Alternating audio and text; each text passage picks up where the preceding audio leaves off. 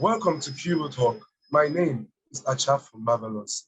And today on Kuro Talk, we'll be discussing something which is very interesting. I would use the word interesting because it's something that most community members, they don't want to talk about, but it's there, which is body shaming. And with me, I have Dedreck. Thank you, Dedreck, for coming. I'm happy to be here. I'm honored. Yeah. So before we go into this, I would show a performance of Dedreck, one of his Instagram videos. So let's just take this break and we'll be right back. Shit. Here we go again. Go babies, go babies, go babies, go babies. Shit. Here we go again. Go babies, go babies, go babies, go babies. So coming back now, we're going to show one of your videos. So that was for one of your videos. So welcome back. So I would love to speak to you, Dedreck. Dedreck, I find your videos very interesting. You seem very happy. So first of all, share your experience with body shaming. Like, what is the worst experience you've had on body shaming in the community, in the LGBTQI community? Well, there are a lot of incidents that I've had, mostly online. They're mostly online. I haven't encountered any, I mean, knock on wood, I haven't encountered any body shaming out in the real world, but it was when I started to grow my platform on, social media. That's when I started to get so much hate on my body, which I honestly don't really care about, but I have not encountered anything from outside in the real world. But most of the times I get especially when you're a member of the LGBTQ and you come out and you show happiness through your body, there are people, TikTok is everywhere, and my videos can go from South Africa to the Middle East to Guam to China to Japan. I'm very international, so a lot of my videos go to Middle Eastern, which there are very super conservative people there. I mean, there's also conservative people here in America, but a lot of time I get death threats from people from Saudi Arabia, some people from Afghanistan, Pakistan. I get death threats from them. I get messages on my phone, but it's never going to stop me. I'm never going to stop being me. I mean, if my existence really bothers them, then it's really something that's wrong on their end. It's not me. Whatchamacallit. And a lot of the hate that I see are really coming from the little kids, which really says a lot about the household that they're being brought up in. Because when I was young, I was taught to love everybody no matter who they are. And we were never taught to hate anybody of any race. We were just taught to just love everyone. And so that's just who I am. And just because they come off as haters, or they are bullies, or they come off as mean people, that doesn't mean I have to be mean back to them. I'll just keep killing them with kindness, and it has been working for me throughout my whole years of growing my platforms. So it's just not going to stop me from being who I am, and I'm gonna keep being who I am out there, because I know a lot of people need the inspiration and need the motivation to, just to be a reminder for them to continue to be who they are, no matter what size, no matter what what type of body, no matter what skin color you have, no matter what your sexuality is. Be comfortable with yourself. At the end, this life is not anybody's but yours. So you keep doing you, because this was a gift that was given to you by our Heavenly Father, or whoever your God, the God that you believe in. It's a gift that was given to you, so you treat it as a gift. So that's kind of my intake on body shaming. That's very nice. So I would like to ask one other question that I find I love the fact that you brought in the side of social media. Social media has really played a lot, or has kind of taken the body shaming stuff to another level. like the body shaming, the hate, they're taking it to another level. Whereby even on Grindr, on social media apps, you see no fat, no femmes. Oh, I don't want fat people. Please go watch your weight before you talk to me. All sorts of things. And it feels like when you talk about it, people say, "Oh, it's my preference. This is what I prefer. It's my preference. It's my choice. It's my." Don't you actually feel like it's their preference if they say, "Oh, I don't want a fat person"? Because have you ever been rejected for being fat? And would you say it's people's preference to say, "Oh, I don't want a fat person. That's my preference. I don't want anybody fat, so I don't want a fat person." That's why I put the word "no fat, no femmes." Do you agree with that? That is preference, or do you just feel like it's just outright hate and ignorance? I think that social media and the internet does play a big part on that because, we grew up watching movies like Hercules, whatchamacallit, there's movies like Conan. And so I feel like TV has really instilled like this images in our mind that the only perfect bodies, the only perfect men are these men that are being portrayed by social media. Now imagine if we didn't have any TV or any kind of technologies, or if we didn't have to travel the world and we were only living with the people that we see every single day. You think we will come to love the people that we see? Like, if, say for instance, like for me, I'm Polynesian. We're built like we were born, like a lot of us are just built big. We're tall and big. That's just the Polynesian genes in all of us. And so because of that, a lot of the Samoan women, they much prefer bigger men because that's just who we are. That's just what they see.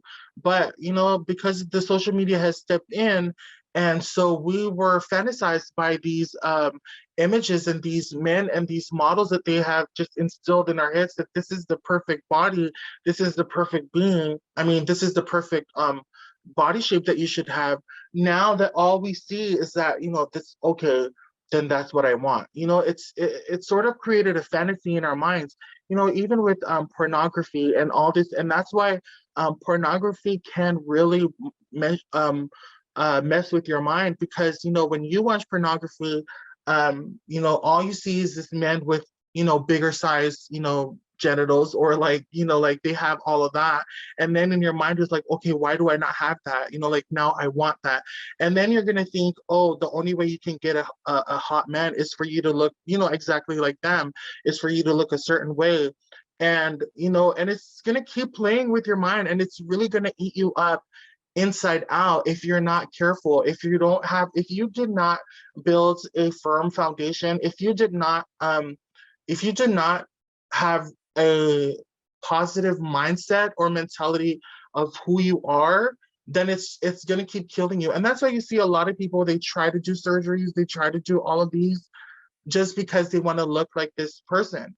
And now that you've mentioned Grindr, and that's why I hate going on Grindr, I hate going on Tinder, because there's always people that's putting out, no femmes, no masculine only.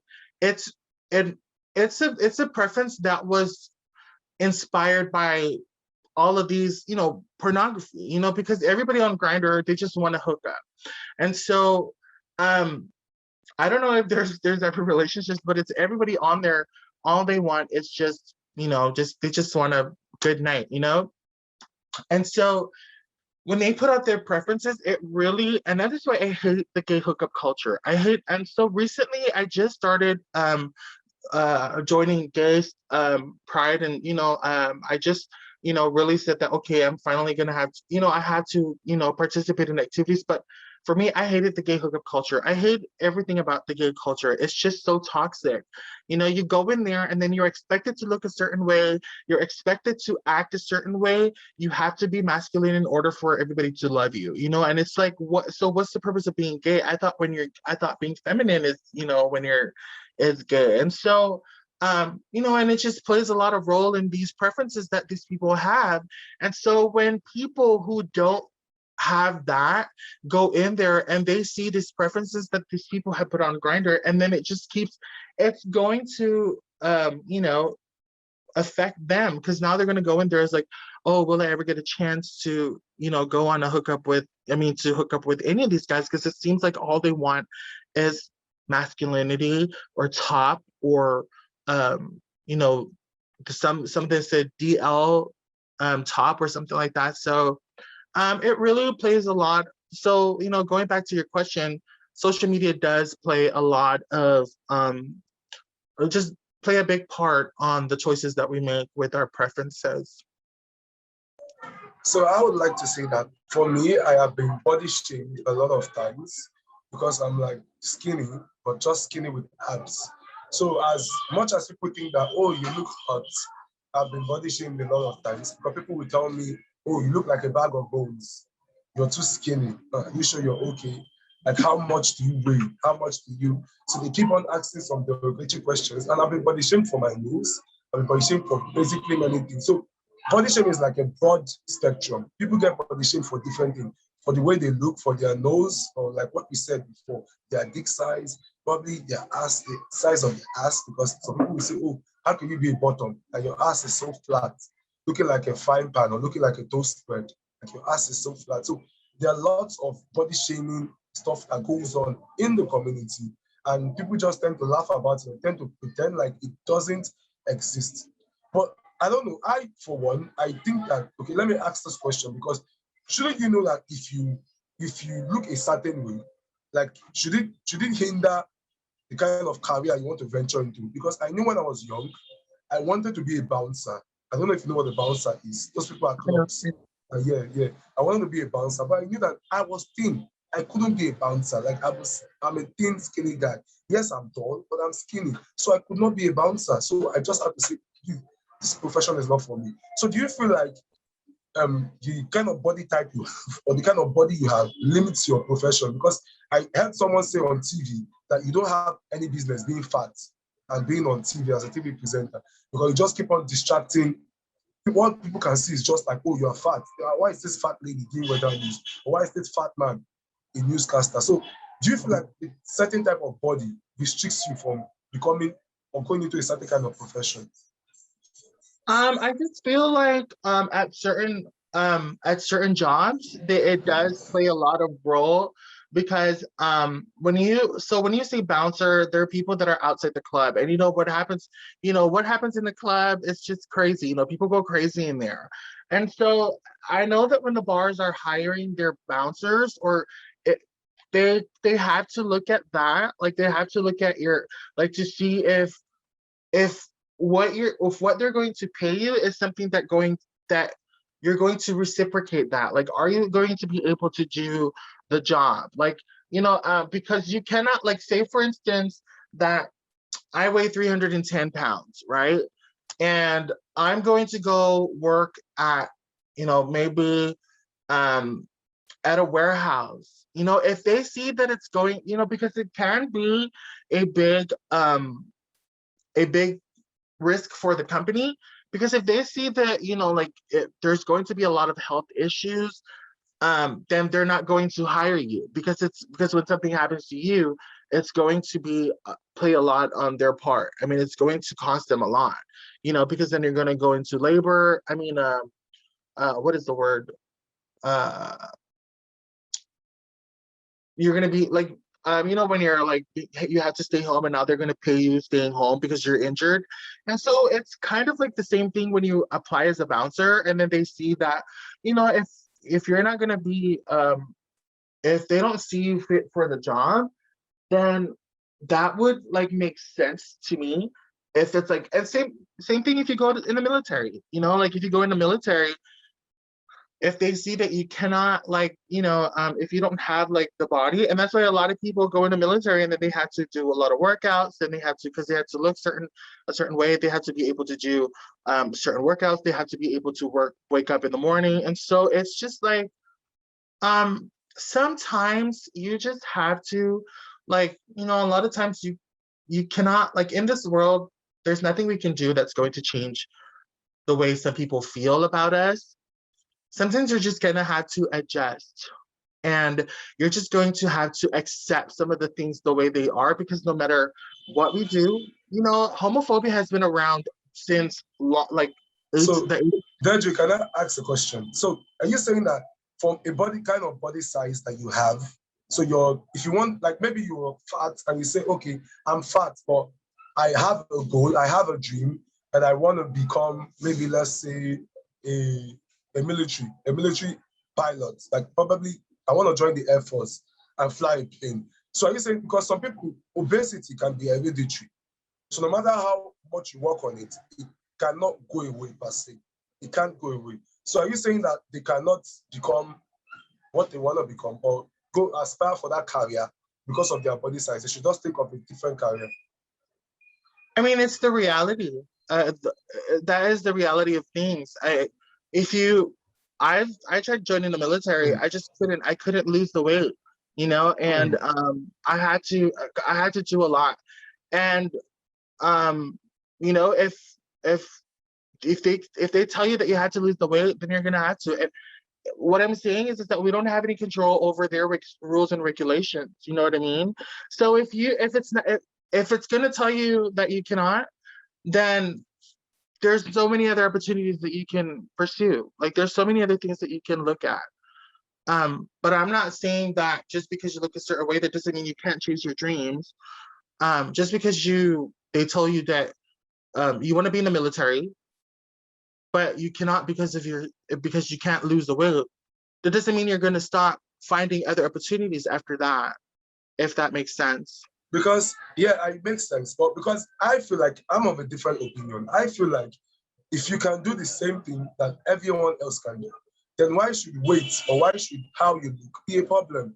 They say do 100 push-ups and you can't do the 100 push-ups at the time duration that was given. Probably they said do 100 push-ups in 2 minutes and you can't do 100 push-ups in 2 minutes. I don't see the reason why size should be a problem. That's why I feel like it's about we changing the narrative and trying to change, because I know, for example, that before you could not be a model once you are fat, kind of a certain weight.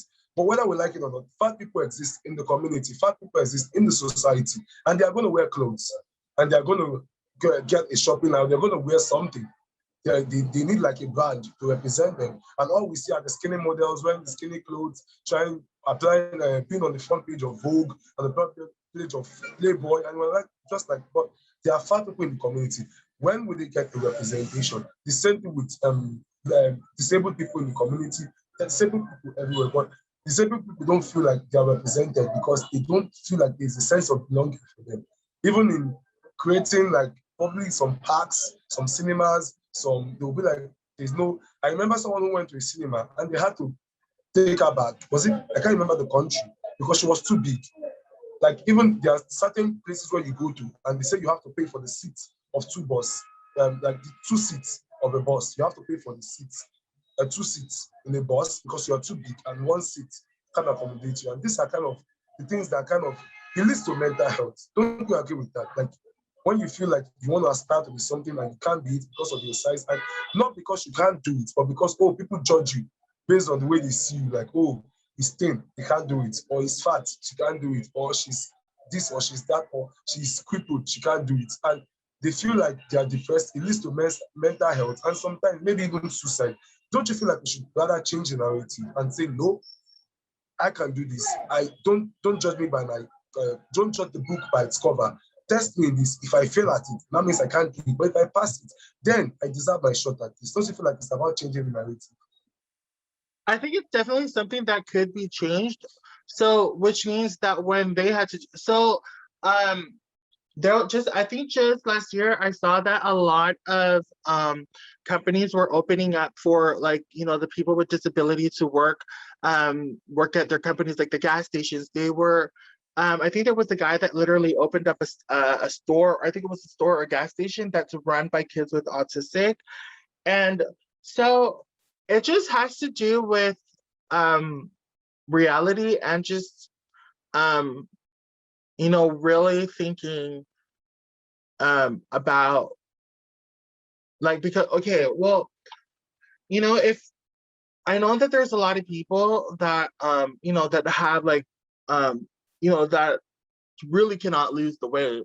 And so when they step into jobs that have like a certain,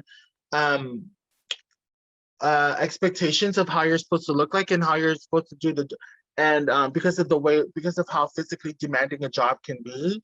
I know that that's why a lot of careers or jobs that are out there, they do have like a like they look at you or like your body size and just this what you can bring to the company.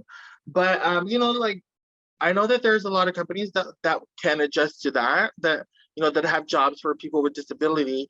But I don't really know much about anything other than just being comfortable with yourself. Like if to me, if some things are not going to work out for you, then you're just going to have to toughen up. And it's just tough. Life is just going to be biased. It's going to be unfair. So you're just going to have to adjust, and you're just going to have to find ways to, to get to your dreams. It's just because you come to a dead end, that doesn't mean that's it. There's other ways that you can go about chasing your dreams. I love that point. So finally, just taking this home, so body shaming, what do you feel like the future is, especially for the LGBTQI community? Like what we said earlier, there are lots of body shaming. People will tell you, oh, gym fit only, masculine guys only, and they tend to feel like once you're fat, they're like, you get an automatic disqualification. Like some people would even ask you, oh, how come you're queer and you're fat? Like what people are mostly, they tend to be fit, they tend to be take care of themselves, they tend to be looking in a certain shape, like what we see. So what do you feel like the future is for that? Will body shaming ever stop in the community? How do we deal with it? How do we come about? How do we make it work? Like just to find out. I don't think it's ever going to change because people are just going to be the way they are. And for a lot of us, especially, like in the gay community, some of us, we are the way we are because it has become a coping mechanism. Like some gays are just going to be bitchy. They're just going to be divas because that's just how they cope with life, like because that's the way that's how we cope with the struggles and the challenges that we come about in life. So if you come across somebody that's like, a lot of, as much as we try to say that, oh, you can, like you cannot say this because, some people will feel hurt. Well, some of them are going to be like, well, boo-hoo, those are my preferences. I'm not going to have to lower my standards just to meet somebody else's standards. There's a lot of, that's the coping mechanism. So what you're going to have to do for yourself is you're going to have to build a firm belief for your own. Like you're going to have to learn how to not beat yourself over somebody else's opinions and not put yourself down just because somebody said you look a certain way. You're going to have to learn that you can't bully yourself just because somebody is bullying you. Just because somebody tells you that you look this way, just because somebody tells you that, oh, you're so, you have a flat ass, like, oh, you're skinny, oh, you're fat. Just because they tell you that, you have to learn how to just say, I'm sorry, I'm beautiful. And I know that I'm cute. I know that I'm sexy. And nobody can tell me any different. And that's why every time I come out, I try to that's the message I try to put out there. You have to find peace with yourself. Okay. When you do that, when you become so confident with yourself, nobody can tell you any different. Nobody. And I'm telling you that from a very personal perspective, because I was very insecure with my body when I was back home. I could never go out with a shirt. Now, everybody gets to see. People from Middle Eastern, people from Japan, people from Zimbabwe, people from Africa. Everybody gets to see me like shirtless. Everybody gets to see my thighs. Everybody gets to see me shake it out there. I have my stomach hanging out, which I was never comfortable doing that. Never. But because I have fight for my, happiness, I have fought for my peace. And that's how I came about. That's how I'm just still like, happy with who I am right now. I love that. I love that. That's a good one. So my own final take would be that I always tell people, I said, this life depends on your choice. You should do you, be you, and love you. But I also tell people, like, if you don't like the way you look, you can change it if it's possible. It's because some people don't like the way they look and they might change it. And I also tell people like, if you're fat, or let me use the word, if you're big, what's the word I can use? Some people prefer fat, some people prefer big, some people prefer chubby, or any of those. There are some certain health risks that comes with it. Like some health risks come with it. But if you know that you can at least try to be fit, you can be fat and be fit.